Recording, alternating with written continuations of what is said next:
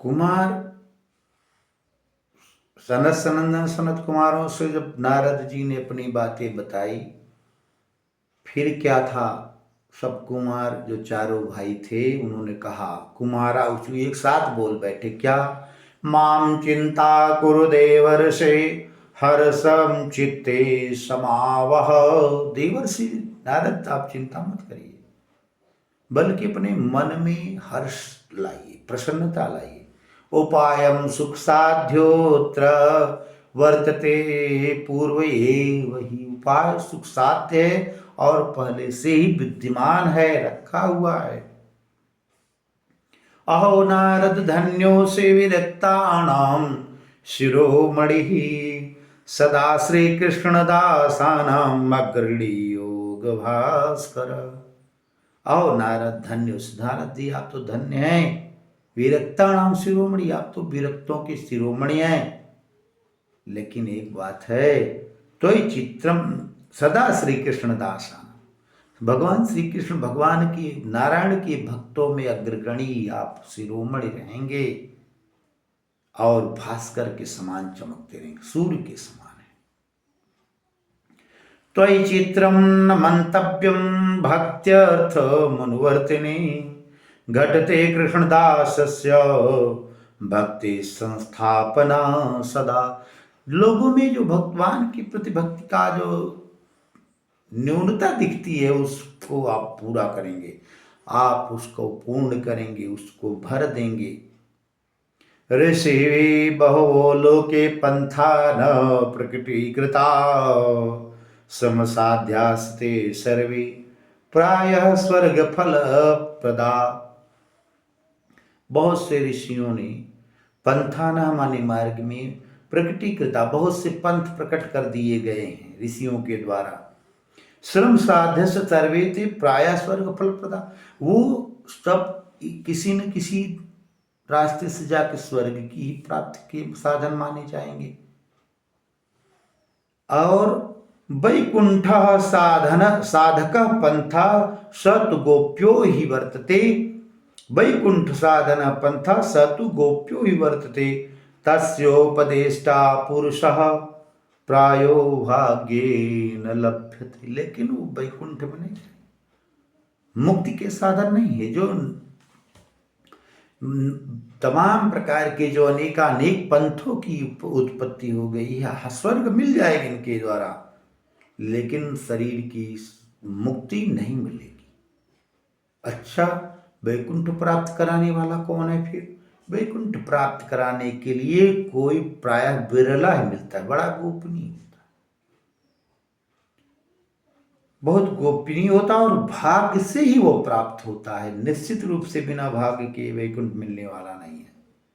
अच्छा, सत्कर्म तव निर्दिष्टम व्योम वाचा तुयत्पुरा। अब सत्कर्म के विषय में आइए, जो आपकी चिंता है उसके विषय में बात करते हैं।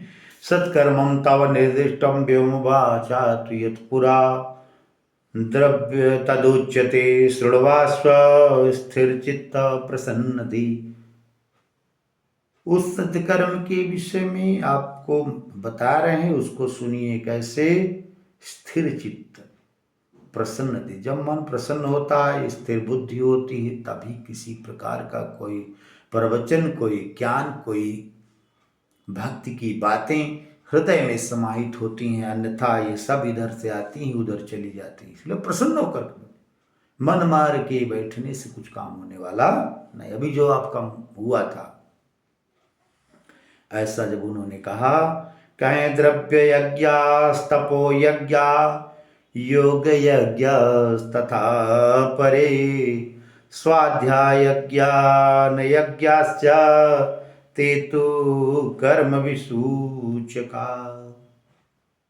द्रव्य यज्ञ तपो यज्ञ। यज्ञ कितने प्रकार के हैं?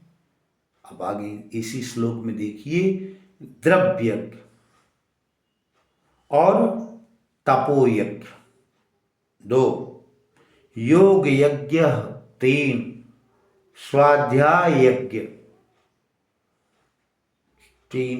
4, और 5वां क्या है? ज्ञान यज्ञ चतेतु कर्म विसूचका। ये जो 5 यज्ञ हैं उसमें ज्ञान यज्ञ है जो समस्त कर्मों का नाश करने वाला है। तो ये ज्ञान यज्ञ क्या है? कह सत्कर्म सूचको नूनम ज्ञान यज्ञ स्मृतो बुधे श्रीमद्भागवतालाप स तु गीत सुखादि। उसमें जो ज्ञान यज्ञ है वो क्या है भैया? वो स्मृति और बुद्धि को, चित्त को शुद्ध करने वाला श्रीमद् भागवत का ये जो महापुराण है, श्रीमद् भागवतालाप स तो गीता सुकाद भी। सुखदेव आदि के द्वारा जो गाया गया है वह ज्ञान यज्ञ है। अच्छा, इसका क्या लाभ है? इस ज्ञान यज्ञ का क्या फल मिलेगा? तब कहते हैं भक्ति ज्ञान विरागाणाम तद घोषेण बलम महत् ब्रजस्यति द्वयो कष्टम सुखम भक्तेर भविष्यति। भक्ति ज्ञान विरागाणाम तद घोषेण बलम महत् ब्रजस्यति द्वयो सुखम कष्टम सुखम भक्तेर भविष्यति। इसी ज्ञान यज्ञ से, श्रीमद् भागवत के आलाप से, श्रीमद् भागवत के प्रवचन से, कथा से भक्ति और ज्ञान विराग का जो कुछ भी कष्ट है, दोनों का, ज्ञान और वैराग्य जो वृद्धावस्था को प्राप्त किए हैं वो सुखी हो जाएंगे, उनका कष्ट दूर हो जाएगा। भक्ति को तो अपार सुख की प्राप्ति होगी।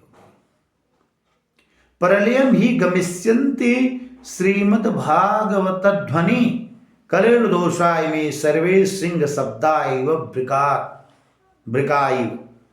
कह रहे हैं कि प्रलयम ही गमिष्यन्ति, प्रलय काल तक श्रीमद् भागवत ध्वन माने श्रीमद् भागवत का जो श्रवण है, कलेर दोषाय में सर्वे, योग इस समय कलयुग का दोष है वो कैसे भागता है जानते हैं? सिंह शब्दा ब्रिका इव, भेड़िया जैसे सिंह की गर्जने मात्र से भाग जाता है, ठीक उसी प्रकार से श्रीमद् भागवत महापुराण के श्रवण से जो कलयुग के पाप ताप संताप हैं वो सब भाग जाएंगे।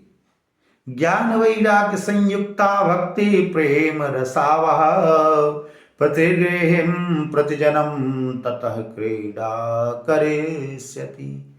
ज्ञान वैराग्य संयुक्ता भक्ति प्रेम स्वाव, जब इस प्रकार का श्रवण कर लेगी तो ज्ञान और वैराग्य भक्ति प्रेम से बेवल होकर के प्रतिगृहि प्रतिजनम, प्रत्येक घर में, प्रत्येक जन में, ततः क्रीडा करिष्यति, बिल्कुल वह क्रीडा करने लगेगी, माने सबके हृदय में विद्यमान हो जाएगी। कौन? भक्ति महारानी। निश्चित रूप से इस प्रकार का जो वाचन, जो भगवान की इस सुंदर कथा का श्रवण करते हैं, निश्चित रूप से उनसे उनके कलयुग के समस्त पाप ताप संताप नष्ट हो जाते हैं। इस वीडियो में हम इतना ही कहेंगे। तब तक के लिए जय श्री कृष्ण, जय श्री राधे, जय श्री राधे।